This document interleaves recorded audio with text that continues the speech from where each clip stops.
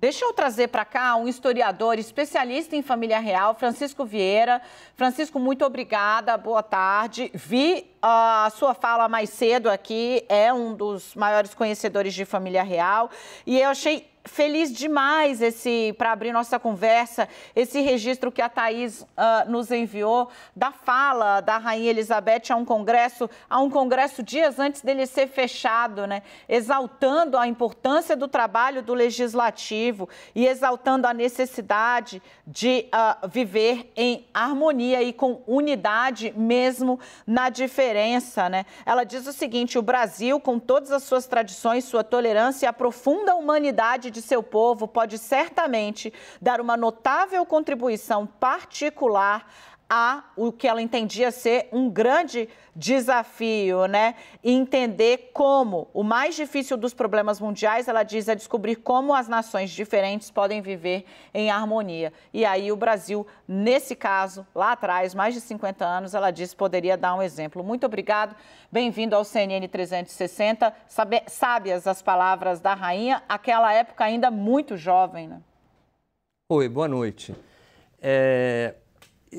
Eu ouvindo você, né, e os comentaristas, eu queria deixar assim claro e sem querer estragar o prazer, a rainha, ela é a porta-voz de um governo, seja ele qual for. Então, assim, para começar, acho muito difícil que esse discurso tenha sido escrito por ela. Com certeza, Fato. Pelo governo que estava no poder naquela ocasião. Então, assim, o que eu acho que o grande mérito da rainha é que ela reinou 70 anos tendo que ser a representante do Reino Unido e que trava relações diplomáticas com países que ela podia pessoalmente não achar muita graça. Ela vai à Rússia, num regime que matou membros da família dela. Ela encontra o Ceausescu na Romênia, né, que era um ditador onde a gente sabe que ela tem uma relação muito próxima com os ex-reis da Romênia. Então, assim, ela é, na verdade, a porta-voz de uma Inglaterra, né, ou do Reino Unido. O que é o Reino Unido? O governo do Reino Unido é composto por figuras eleitas por aquela sociedade. Ela vem ao Brasil em 69, porque a Inglaterra, e quando eu digo Inglaterra, são as grandes firmas inglesas, o Banco Rothschild que financiou a Ponte Rio-Niterói, era um grande empreendimento em que havia muito capital inglês. E naquela ocasião, nos anos 60, depois do golpe, talvez alguns se lembrem, vários países que estavam vivendo a Guerra Fria e vários países que eram alinhados, né, do bloco capitalista, vieram aqui para abençoar um governo que era golpista, um governo que tirou o presidente eleito e assumiu o poder e logo transformaria numa ditadura militar, se é que já não era desde o golpe de 64. Então foi a rainha da Inglaterra, o rei da Bélgica, o chá da Pérsia, vieram várias figuras alinhadas ao bloco ocidental, ao Brasil, para consagrar, para reconhecer um governo que, em termos de leis democráticas, constitucionais, não era legítimo. Então, assim, ela está dentro desse quadro. Isso não tem demérito. O que eu estou dizendo é que ela é a representante e cumpriu o papel que ela tinha que cumprir ao longo de 70 anos. Né? Ela podia discordar de Margaret Thatcher, que fazia uma política que ela, pessoalmente, parece que não estava de acordo, mas a gente sabe muito pouco sobre o que ela acha. Porque ela dividia Deixa eu te interromper, porque acho que você já conseguiu traçar um quadro e aí acho que eu perguntando posso extrair um pouco mais. Imagina, não tem problema nenhum. Me empolguei. Porque é um assunto empolgante. Acho que você toca num ponto bastante interessante, que é um discurso bonito de ouvir, a gente estava até aqui traçando paralelos, provavelmente não foi ela quem fez, fato, o aparato que cercava, e ela era muito ciosa disso, né, de manter esse aparato para que ela, pessoalmente, o mínimo possível aparecesse e aparecesse a coroa.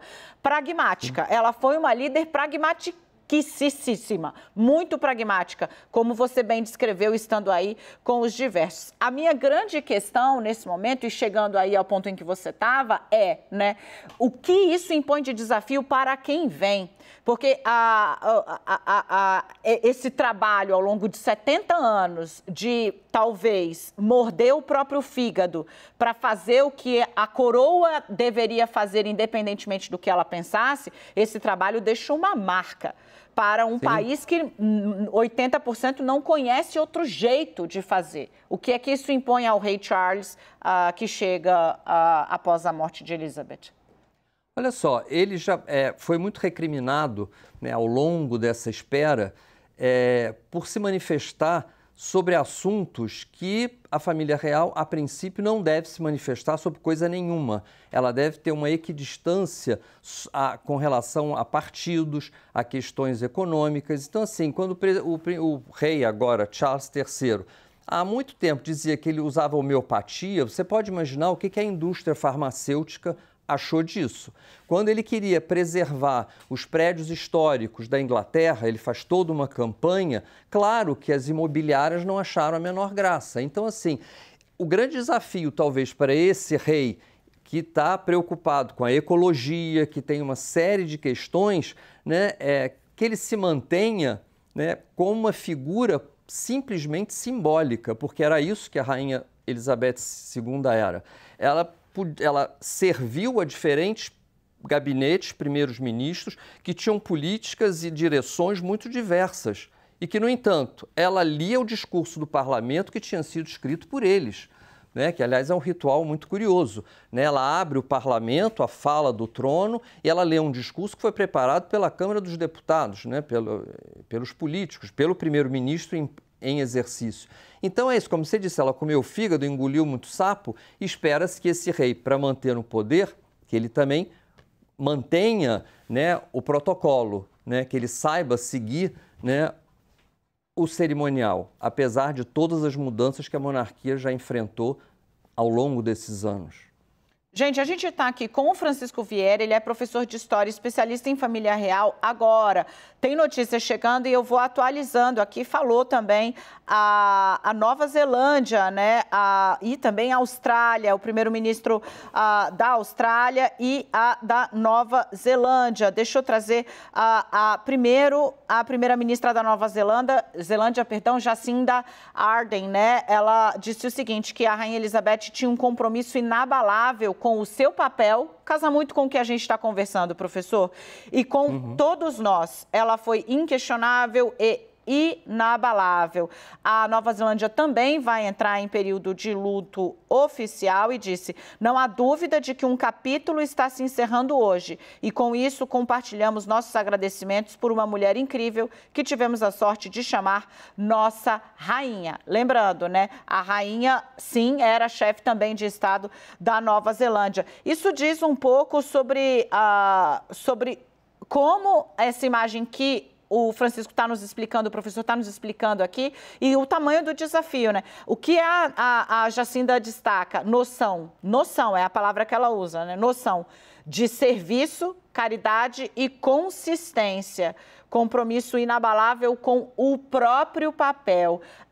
Isso ilustra bem o tamanho da casca de banana que vem por aí para quem vai suceder uma rainha que reinou por 70 anos, né? Tentando parecer a própria coroa e não uma pessoa. Exato, eu acho que, inclusive, aquele discurso que ela leu, seja a influência dela ou não no discurso, mas é interessante porque um dos grandes trabalhos que eu acho que ela deixa é a Commonwealth, a Comunidade Britânica de Nações, que ela sempre teve uma preocupação muito grande e não tem maior diversidade do que essa Comunidade Britânica de Nações, onde o Reino Unido exerceu um colonialismo nem sempre muito simpático, mas que eles conseguiram, né, amarrar, né, dentro de uma instituição que existe ali uma série de trocas econômicas, diplomáticas, etc. E ela era muito ciosa, né, da Comunidade Britânica de Nações, que o Príncipe Charles já digamos, o cabeça, né, mesmo em vida dela, ela passa isso para ele. Então, eu acho que ele tem aí realmente um trabalho complicado de suceder alguém que reinou 70 anos, né? E uma figura que é uma unanimidade. Quem conheceu mais chefes de Estado, mais líderes de governos ao longo do século XX do que a rainha da Inglaterra? Ninguém. Ninguém, não tem nenhum. E ele tem contra ele, né, professor, o fato de que ele está longe de ser uma pessoa que é unânime, né? O senhor fala, ó, tem uma unanimidade, que ele não é nem internamente, né? A gente mais cedo até falou sobre esse rumor, né? Charles, já perto dos 80 anos, poderia passar direto o trono para o filho, para William, né, que é ali agora o primeiro na linha sucessória. O senhor vê alguma chance disso de fato acontecer? Porque, de novo, me parece uma pessoa que passou a vida esperando para que esse momento chegasse. Não vejo ele com nenhum apetite de jogar esse momento fora. Eu acho que aí tem duas coisas que eu gostaria de falar. Primeiro, assim, de uma forma informal, eu diria que talvez ele seja um bom pai e queira deixar o William viver com a mulher e os filhos durante algum tempo dentro de uma vida supostamente normal, porque nunca é normal, né? Mas que eles tenham um mínimo de vida privada. O segundo ponto é que o rei Charles, né, ele pertence a uma geração que até os anos 50, na verdade, e foi um trabalho feito pela própria família real de querer humanizar a família real e não ser aquela figura distante, né? É que houve uma invasão da mídia, do jornalismo, das pessoas querendo transformar aquelas figuras que eram distantes, né, que eram impassíveis, eram oficiais, em figuras humanas e, portanto, entrar na vida privada deles. Ora, a vida privada de todo mundo tem lá seus problemas, e o dos príncipes ingleses também. Então, assim, o príncipe Charles, o rei Charles, ele vai viver toda uma situação bastante complicada, né? Ele vai trair uma mulher que ficou adorada pelos britânicos, né? Os funerais da princesa Diana foi um marco dentro da história da monarquia britânica e da história da Inglaterra em geral, né? De maneira geral. Então, assim, ele colocar uma substituta no lugar dessa pessoa é uma coisa muito complicada. Ele já não tinha a menor simpatia da grande maioria por conta do papel dele, traidor dela, enfim, causou infelicidade daquela jovem que, é um outro capítulo, mas que conquistou todo mundo. Então, assim, ele tem um papel muito difícil, né? E ele conseguiu. Só que eu vejo muito nessa monarquia britânica, ao longo do tempo, não só o caso do príncipe Charles, mas desde a princesa Margaret, né?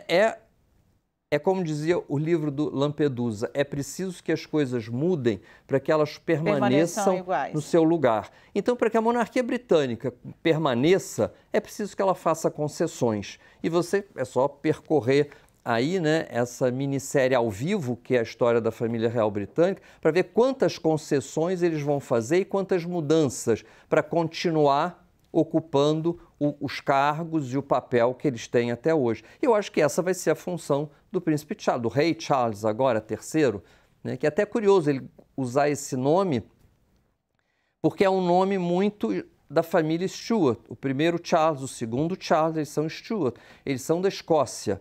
E é um momento em que tem essa crise, a Inglaterra está com muito cuidado com relação à Escócia, né? Vai haver uma dança de títulos. Provavelmente o William vai virar príncipe de Gales. Dizem que o mais moço vai receber o título de Duque de Edimburgo, que era o nome do pai deles. Vamos aguardar para ver as novas resoluções. Muito interessante, tá aí Francisco Vieira trazendo pra gente, né? Levou você que está aí acompanhando até a casa dos Stuart. A rainha era de outra casa, tem um gesto já político na escolha do nome. Professor, muitíssimo obrigada pela passagem aqui pelo CNN 360. Volte mais vezes. Ok, prazer.